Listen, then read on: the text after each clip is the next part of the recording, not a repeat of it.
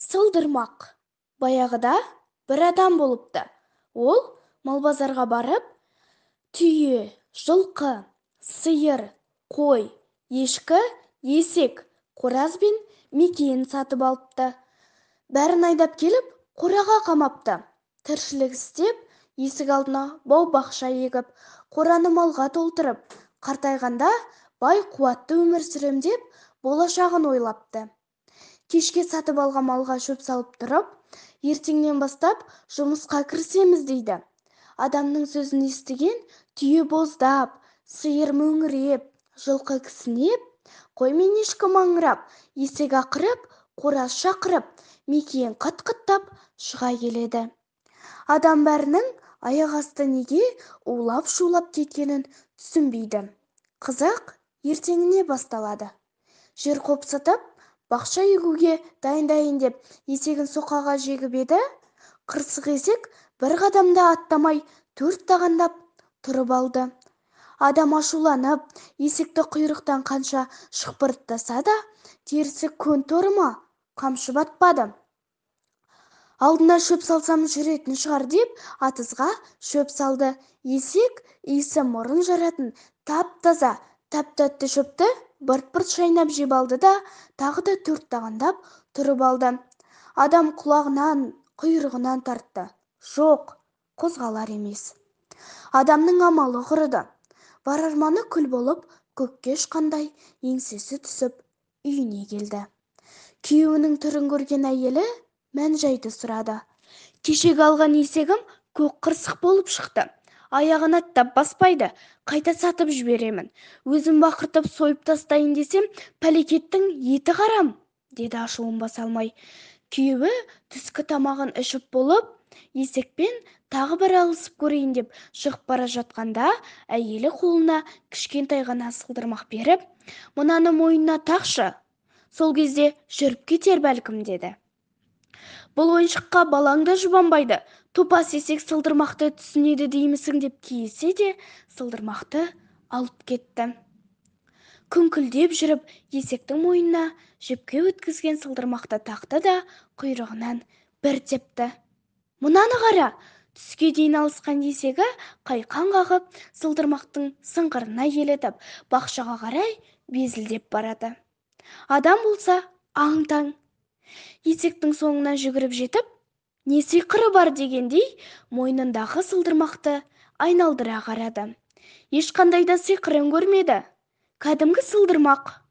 Ой, сол күні есек бір тынбады, адам да мықшыңдады. Ал сылдырмақ сыңғыр-сыңғыр, сыңғыр-сыңғыр етеді. Кешке сілесі қатып шаршаған есек тыраң етіп, аяғы аспаннан келіп құлады. Мұрны пырс-пырс етіп, тырп етпей қалды. Жылқы мен түйе сылдырмаққа қызығып, мұрнымен түртіп көрді. Тиіп кетсе, сыңғыр етеді. Дәп-дәу болып алып, екеуі сылдырмақты қайта-қайта сыңғырлатты. Оларға өңкейіп, сиыр кеп қосылды. Не керек, тас қараңғыда қол ұстасып, жер сипалап жүріп, әтеш пен мекиен де жетті. Олар да сылдырмақты сылдырлатып көрді. Бірақ мен де ертең есек секілді аяғымды аттап баспаймын. Маған да сылдырмақ тақсын, деп кіжінді түйе. Мен де, деді жылқы. Мен де аяғымды аттап баспаймын, тіпті шөбін де жемеймін, деді сиыр. Мен деп ешкі атыздың түбінде қалған шөпке бір, сиырға бір қарап тұрып, сылдырмақ тақпаса, мен де аяғымды аттап баспаймын, деді. Бірақ шөп жемеймін деп те айта алмады. Мен де, деді, қой даусы шығар-шықпас. Көк-кареку деп мезгілсіз уақытта өңеші жыртылғанша шақыра бастаған әтештің басынан ешкі салып қалды. Қораз ұшып түсті. Шаң-шаң болып қалған үсті басын қағып-қағып жіберіп, мен де, деді. Сен қалай қарсы шығасың? Деп сұрады одан ешкі. Таңертең шақырмаймын, деді әтеш, өзінің басқа қалай қарсы боларын білмей. Сенше, сен қалай қарсы шығасың? Деді ешкі енді мекиенге қарап. Мен көрші үйдің қорасына жұмыртқалаймын, деді мекиен саспастан. О, өте дұрыс айтасың, деп ешкі риза болып қалды. Ертеңіне адам жылқы мен түйені далаға жайып жібергісі келіп еді, екеуі тұрған орнынан қозғалмады. Қанша таяқтаса да, мойнына арқан байлап тартса да, мыңқ демеді. Көзінің астымен менсінбей қарап тұра берді. Бұларға не көрінген? Шетінен қырсық деп айқай салды.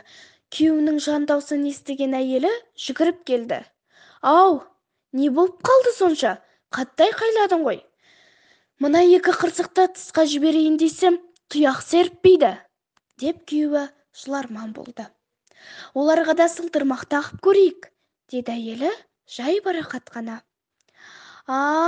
Деп ойланып қалды күйеуі. Не пәле, бәрі сылдырмақпен бірге туған ба? Деп отыра қалып, сылдырмақ соғуға кірісті. Бірақ соғу оңай болмады. Бірі қолапа қандай, бірі кіп-кішкентай, бірі қисық, бірі қотыр. Әйтеуір шама жарқынша түрлі-түрлі етіп жасап шықты. Ішіндегі жұдырықтай ең дәуін түйеге тақты. Түйенің жуан мойнында кіп-кішкентай болып қалса да, есектің мойнындағы сылдырмаққа қарағанда үлкенірек еді. Сыңғыры да зор, алысқа естіледі. Түйе мойнын шайқап-шайқап, айналаға түкірігін шашып, қорадан маң-маң басып шығып бара жатқанда бірдеңе гүрс етіп құлады. Түйені айдап бара жатқан адамның көзіне шытыра жеп, қарны кеуіп қалған қойдай боп теңкиіп түскен есек шалынды. Ау, мына патшағараға не болды деп есекке тұра ұмтылды. Есек қозғалған сайын сыңғырмағы да қозғалып сыңғыр етеді. Есек сылдырмақтың дыбысын тағы да естігісі келіп, тағы бір қырына аунап түседі. Сылдырмақ сыңғыр етеді, ал қора сыртында маң-маң басқан түйенің жүрісінен одан да зор сыңғыр салдырлап барады. Осы дауысты естігенде есек аяғын аспанға соза түсіп, көзі аларып кетті. Адам енді есекті тастай салып, түйенің соңынан жүгірді. Оны біраз жерге айдап апарып тастап, жылқыны шығарайын десе, жылқы да қозғалмайды.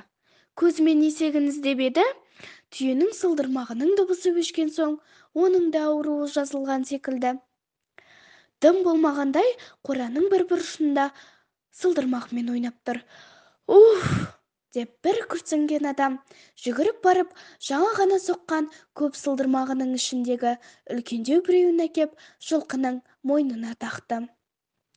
Сол-ақ екен, жылқы да орнынан қозғала бастады.